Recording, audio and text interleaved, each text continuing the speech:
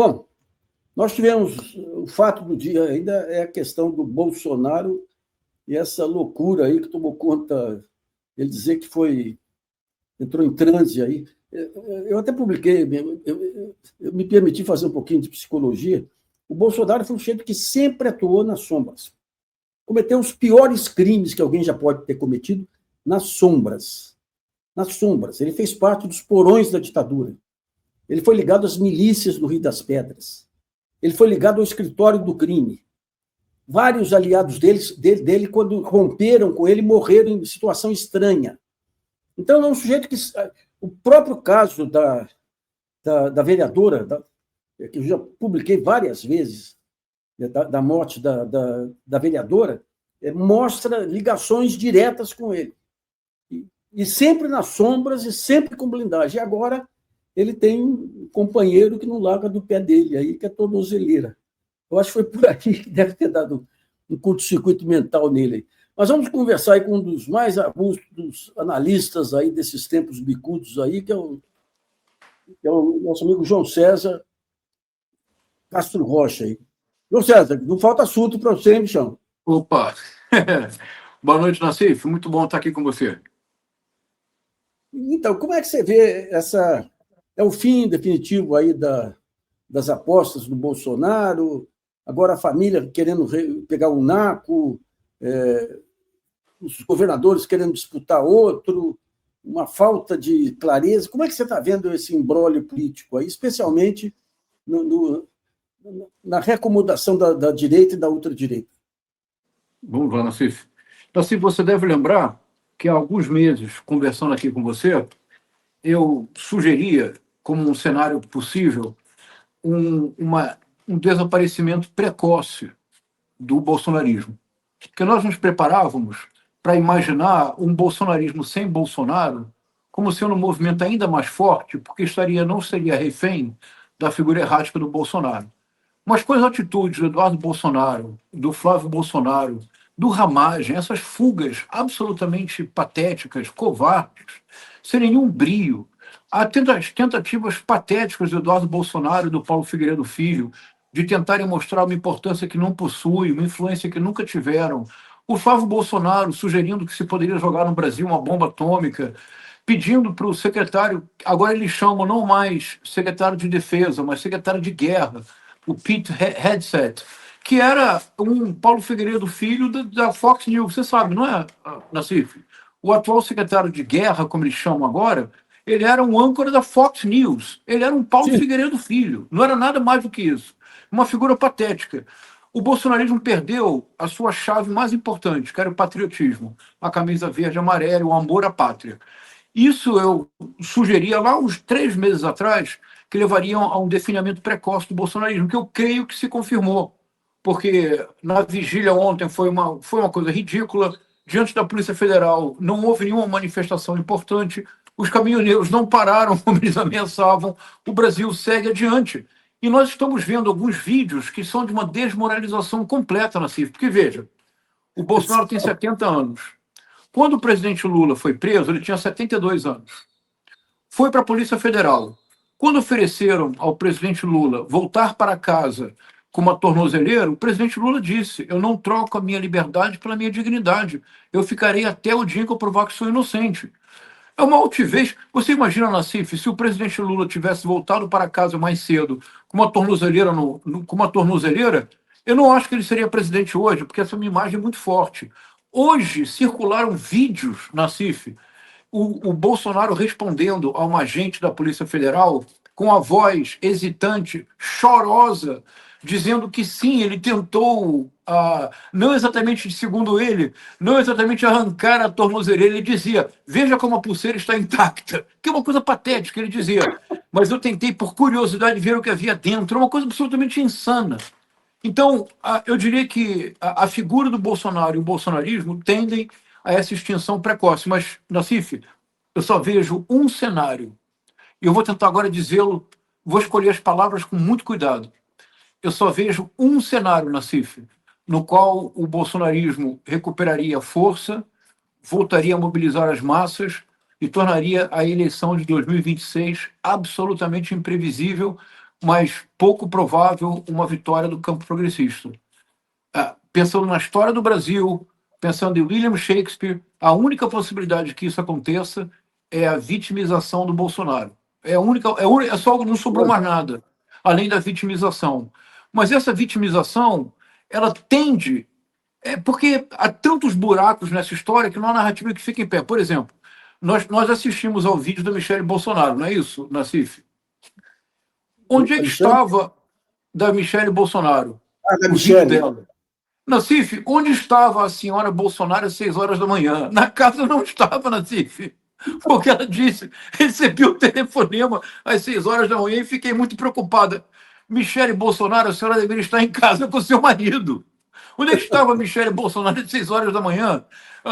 O Flávio Bolsonaro convoca uma vigília, mas ele diz, porque é preciso reagir, vocês não podem ficar no sofá. Que vigília é essa? Que é uma vigiliação política. Quer dizer, é uma sucessão de nonsense que desmoraliza completamente a figura do Bolsonaro. Essa imagem da tornozeleira girando no perna do Bolsonaro e mostrando para a Câmara que tentaram claramente romper com a tornozeleira é tão absurdo. Qual é a resposta dos bolsonaristas? Eu vi respostas do seguinte teor, Nassif. Eis a prova concreta da tortura a qual o homem está sendo submetido. Devido ao excesso de remédios que teve que tomar, entrou em surto. E apenas porque entrou em surto, tentou romper a tornozeleira. César, tentar entrar na cabeça, eu sei que é muito difícil, mas tentar entrar na cabeça de um bolsonarista típico aí que considera o Bolsonaro um mito. O Bolsonaro, ele revelou da forma mais explícita possível que é um sujeito medroso, é um poltrão, é um sujeito que sem nenhuma dignidade.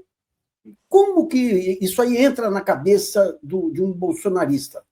Eu acho que você mesmo falou dessa questão dos evangélicos, da morte de Cristo, ter o caminho da ressurreição. Como é que entra na cabeça de um bolsonarista ter um líder, um mito que é um poltrão? Eu acho que cada vez será mais reduzida a base fanatizada do bolsonarismo, porque esse ponto que você mencionou agora é muito importante. Nassif, veja, na história, todo líder messiânico apenas permaneceu na memória se ele realizou o que todo líder messiânico deve fazer, que é sacrificar-se para defender a causa. Por exemplo, Antônio Conselheiro. Nassif, eu estive em Quixeramobim há alguns meses, foi uma experiência incrível. Em Quixeramobim, você pode visitar a casa onde nasceu e até seus 20 e tantos anos viveu Antônio Conselheiro. A casa está preservada e existe um centro cultural de enorme atividade em Quixeramobim que movimenta a cidade culturalmente. Nassif, sabe por quê? Porque o Antônio Conselheiro, tendo tido a oportunidade de escapar de Canudos, ele preferiu ficar em Canudos até o último momento, rezando junto com os conselheiristas. Um homem desse você não esquece. Não. Um homem como Carlos Marighella, o grande líder da Ação Libertadora Nacional, respeitado no mundo inteiro. Um homem que tem um livro, o Mini Manual do Guerrilheiro Urbano, traduzido em todos os idiomas, traduzido por Jean-Paul Sartre, na revista Temps Moderna. Um homem que era respeitado no mundo inteiro. Foi dada a ele inúmeras oportunidades após o sequestro do embaixador americano, como a repressão seria muito forte, inúmeras oportunidades foram dadas a ele para sair do país. Qual foi a resposta do Carlos Marighella, que já não era um homem jovem? Qual foi a resposta do Carlos Marighella? Um comandante morre com as suas tropas. Ele ficou no Brasil sabendo que estava condenado, Nassif. Este homem, você pode discordar dele politicamente, você respeite este homem pelo seu valor. O presidente Lula, as pessoas disseram para o presidente Lula, com boa vontade, eu não acho que tiveram uma má vontade, muitas pessoas dizem, como Ciro Gomes, acho que fez de boa vontade, disse presidente Lula, levamos o senhor para uma embaixada, porque isto é uma armação para o senhor ser preso. Qual foi a reação do presidente Lula? Eu fico até o final para provar a minha inocência. Ficou 2 anos preso. Nassif, se não fosse a Vaza Jato, o presidente Lula ainda estava preso. Você então, mas essa coragem dele permitiu o momento mais bonito da história da República, que é o bom dia, presidente. Boa noite, presidente. É verdade. Bom dia, presidente. É uma coisa emocionante. Eu estive lá em Curitiba, eu fui a Curitiba numa ocasião, eu fui lá visitar a Vigília, está lá minha assinatura no livro. E era realmente muito emocionante, eram umas 100 pessoas que se revezavam, e de manhã diziam bom dia, presidente, boa tarde, presidente, boa noite, presidente. Isso conforta um homem na situação que o presidente Lula estava, numa cela, trancado numa cela na Polícia Federal. Então, esses são líderes que permanecem na memória porque estiveram dispostos a se sacrificar pela causa. O Bolsonaro é um falso líder messiânico que sacrifica a causa todo o tempo para salvar a própria pele. Então, o núcleo que permanecerá com o Bolsonaro é um núcleo muito fanatizado que se tornará cada vez mais irrelevante pelos disparates que serão crescentes. Agora, Nassif, vou aqui procurar as palavras com enorme cuidado. Com enorme cuidado. Minha única preocupação é se a vitimização do Bolsonaro tiver uma causa concreta, 2026 é outro universo. E ninguém Como mais foi controlará. 2018. Como foi 2018. É isso, exatamente. É isso. É isso. Se houver 2018, agora. João César, quando eu vi a notícia da facada nele lá, ainda tem que ser explicado. Quando eu vi a notícia da facada, eu falei, ferrou. Todo mundo que viu falou, ferrou. É isso, é isso. E é gozado que isso foi utilizado várias vezes. Foi utilizado pelo Trump. Aqui no Brasil, foi utilizado pelo Demóstenes Torres, numa das eleições. Opa, tem um herdeiro aí? Sou eu. Esse aqui é o João Vicente. Gente, deixa eu falar uma coisa. Pode falar, filho. O Bolsonaro era burro, ele foi preso com como é que ele queria arrancar, só esperar para decidir se ele ia ser preso ou não. Tá vendo, Nassif? Meu filho tem 8 anos, até ele sabe disso, Nassif. Filhão, você é o máximo, cara. Tá vendo? Você tem 8 anos, Nassif. Só o Flávio Bolsonaro que não vai entender nunca. E, Nassif, então, é isso. Única circunstância que eu considero problemática. Daí, há um mês atrás, uma pessoa pela qual eu tenho enorme admiração, Nassif, e creio que você também, eu considero uma das pessoas mais bem preparadas do Brasil, que é o José Dirceu. Sim. O José Dirceu deu uma entrevista há um mês atrás, mais ou menos, que eu acho que não foi bem compreendida. O José Dirceu disse: o presidente Bolsonaro, e da maneira correta que é de tratar o Bolsonaro, sempre pelo último cargo que ele teve, é o presidente Bolsonaro. O presidente Bolsonaro, dadas as suas condições precárias de saúde, não tem condição de ficar na papuda. O mais recomendável para o presidente Bolsonaro é ou uma série especial na Polícia Federal, mas de maneira mais conveniente, prisão domiciliar. Agora, eu entendo. Você sabe qual é o problema aí? Esse sujeito é tão vulnerável, tão fraco, tão poltrão, que ele não conseguiu segurar a peteca nem na casa dele, nem em prisão domiciliar. Como é que fica? Mas aí, Nassif, com prisão domiciliar, com atendimento médico constante, não haverá vitimização possível. Apenas dos fanatizados, 20%. Mas se, por exemplo, me parece que o governo tem tido uma atitude exemplar. Nenhum ministro do governo fez, até agora, pode mudar, política variável, até agora, nenhum ministro do governo fez nenhum comentário. Sim. O presidente Lula fez um comentário sucinto e correto, cabe à justiça decidir. E, da minha parte, me parece que o campo da esquerda deve celebrar o cumprimento da justiça e o fortalecimento da democracia. Mas eu não comemoraria a prisão do Bolsonaro. Eu celebro o cumprimento da justiça e o fortalecimento da democracia. E creio que provavelmente acontecerá com o Bolsonaro o que aconteceu com o Collor.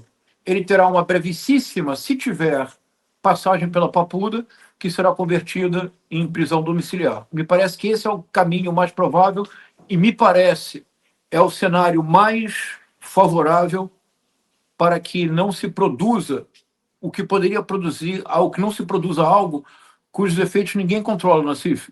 Está lá no Júlio César do Shakespeare, que foi traduzido no Brasil. Sabe quem traduziu o Júlio César do Shakespeare no Brasil? Milor Fernandes. Carlos Lacerda. Carlos Lacerda. Sabe por quê, Nassif? Essa é a minha preocupação. Eu vou dizer isso com muito cuidado agora. O Carlos Lacerda traduziu o Júlio César do Shakespeare. E eu sempre tive uma intuição. Eu digo, ele traduziu o Júlio César do Shakespeare porque há uma cena que se reproduziu na história do Brasil. É a famosa cena em que o Júlio César é assassinado no Senado, o Brutus leva o corpo do Júlio César para o fórum e faz um discurso. E ele diz, não que eu não amasse a César, mas eu amo ainda mais a República. Por isso ele foi sacrificado para que a República não virasse império. Aí entra o Marco Antônio e faz um dos mais famosos discursos da obra shakespeariana. O Marco Antônio entra e diz: eles, os senadores, dizem que César queria ser imperador. De minha parte, nunca escutei ele dizer isso, mas eles são homens honrados. But they are honorable men. Quando ele fala a primeira vez, você leva a sério. Quando ele fala a segunda vez, eles dizem que César queria ser imperador. Eu, que privava de sua intimidade, nunca soube disso, mas eles são homens honrados. O público já ri. Quando ele diz a terceira vez, afirmam que o Júlio César queria ser imperador. Mas como se eu nunca soube? But they are honorable men. Agora já querem matar os senadores. E o Júlio César remata, dizendo assim, no final do discurso, um discurso notável, ele termina no final do discurso. E Júlio César, no seu testamento, deixou uma moeda para cada um dos cidadãos. Pronto. Produz-se uma revolução e aqueles que antes apoiavam a Brutus agora querem inchá-lo. Porque quando a multidão é desperta, ninguém a controla. Por que Carlos Lacerda traduziu Júlio César? Eu tinha essa intuição. Eu disse, porque aconteceu no Brasil em agosto de 1954. O Getúlio Vargas, vilipendiado por todos, perdendo a sua base, perdendo a popularidade, desacreditado, prestes a sofrer a humilhação máxima, que é uma segunda deposição, a morte em vida. O que faz Getúlio Vargas, num gesto político único na história do Brasil, ele entra, sai da vida para entrar na história e adia, o que não é pouco, Nassif. O gesto político do Getúlio Vargas adiou o golpe da direita por 10 anos neste país. Sem o gesto do Getúlio Vargas, nós não teríamos Juscelino Kubitschek, nós não teríamos Brasília. Ele adiou por 10 anos o golpe da direita. Mas o suicídio do Getúlio Vargas produziu uma reviravolta na política brasileira que poderia ter dado origem a uma revolução. Sem dúvida. Pois bem, João César, você percebe o meu cuidado, Nassif? Você percebe o meu cuidado? O que nós temos que ter consciência histórica é que não podemos permitir a vitimização do Bolsonaro. Essa é a minha única preocupação. Toda razão. Eu tenho um capítulo, na biografia do Walter Moreira Salles, eu tenho um capítulo inteiro sobre o suicídio do Getúlio. Vou procurar, que interessante. Ele e o Santiago Dantas estavam fora, chegaram no Rio de Janeiro, tinha uma multidão ululante na porta da Rádio Globo querendo pôr fogo no Globo. Daí, como eles eram amigos do Roberto Marinho, eles passaram por lá e depois foram para o Palácio. Né? Foram para o Palácio, chegaram a participar lá da... Mas é gozado Você tinha a carta do Getúlio, o pessoal disse que não era ele. Agora, é interessante o papel das pessoas que são herdeiras desse período. Tancredo Neves. Tancredo, ele herda a caneta do Getúlio, a caneta que o Getúlio assinou, pela coragem dele, inclusive, na beira do túmulo, de fazer o discurso. O Juscelino ganha a eleição com a coragem de ficar solidário. Ou seja, ele despertou ali despertou uma solidariedade, toda razão, uma solidariedade nacional mesmo aí, em torno dele. É isso. Mas vamos ver os próximos passos agora. Agora, cá para nós aí, né? Não tem nenhum candidato a sucessor do Bolsonaro com a menor dimensão política também, hein? Não, chega a ser patético. Por exemplo, uma coisa que nós não temos chamando atenção, isso porque é bem importante, a importância da mídia progressista, da mídia alternativa, Nassif. A blindagem que o Tarcísio Freitas usufrui da mídia corporativa é uma vergonha. Toda vez que o Tarcísio Freitas sai da blindagem, é um desastre. Por exemplo, ele deu uma declaração dizendo que Bolsonaro, ele é o governador do mais importante estado do Brasil, é o líder da mais bem aparelhada e numerosa polícia militar do Brasil. A polícia militar do estado de São Paulo poderia, como os carabineiros no Chile, promover um golpe de estado no Brasil. A polícia militar do estado de São Paulo. Pois bem, ele deu uma entrevista, ele fez um tweet dizendo, com todas as palavras, que era uma perseguição política e Bolsonaro é inocente. Nassif, me acompanha. Se Bolsonaro é inocente, o Supremo Tribunal Federal não tem legitimidade. O Tarcísio, como governador do estado de São Paulo, é mais radical do que o Bolsonaro como candidato em 2018. Sim. É muito grave. Então, desses candidatos, nenhum deles tem estatura para nada. A única possibilidade que eu vejo de uma modificação real do cenário é se a vitimização do Bolsonaro tiver um motivo concreto. Eu acho que esse é um cuidado que eu tenho bastante convicção que as pessoas mais importantes da República têm essa consciência e têm a consciência histórica tanto da história do Brasil quanto de outros fenômenos históricos, em que a vitimização, o surgimento de um Marte pode, de fato, convulsionar um cenário político.